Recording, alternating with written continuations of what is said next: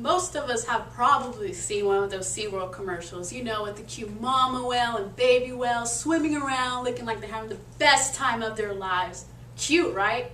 Yeah, it wouldn't be so cute if you find out what actually happens to them behind bars, or in this case, tank.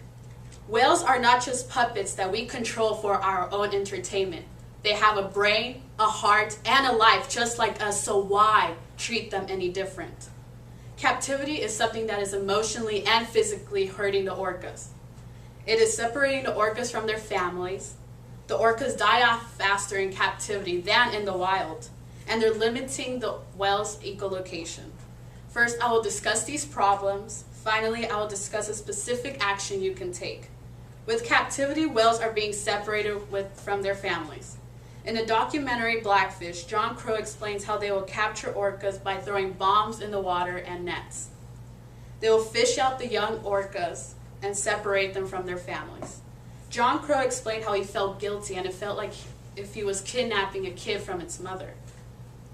Just like humans, a mother whale would be emotionally scarred when being separated from its baby, or anybody really. For example, there was a case at SeaWorld when a mother whale would make loud noises that people never heard from a whale. And these noises were caused when the mother whale was separated from its baby. Whales have emotions too, and stuff like this can emotionally hurt them and make them depressed, just like any other human. If it'll hurt us, then why do it to them? Orcas die off faster in captivity than in the wild. In the article Anti-Captivity Views, Naomi Rose compares the mortality rate of captivity to the wild. In captivity, 6 through 7% of killer whales die off each year from the entire population. This is the result of eating coins, bad fish, or anything really that wouldn't usually happen in the wild. Having a significantly high loss of whales in captivity will result into SeaWorld to capture more and more whales in the wild. This will soon be the cause of loss of whales in the wild, which will affect the whole food population in the ocean. Captivity limits the whales from their ecolocation. In the article Anti-Captivity Views, Naomi Rose exposes how there's nothing in the tank. There's no fish, there's no algae. There's no anything, and so it's not that they can't use their echolocation in a concrete tank, it's why use it. Echolocation is one of the many unique things that whales have. It's a sad thing to take away from them. It's like taking away a painter's brush or a singer's voice. Whales deserve to use something that they were born with and not just be wasted away. Today, most people are against SeaWorld, but there are still going to be people out there who are going to question the whole controversy.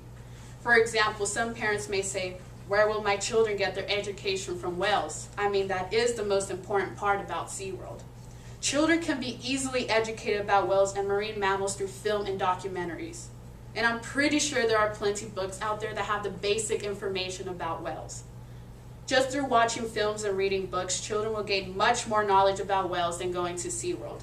Besides, there is nothing educational about seeing whales jump through colorful, sparkly hoops and seeing whales carry their trainers on their backs.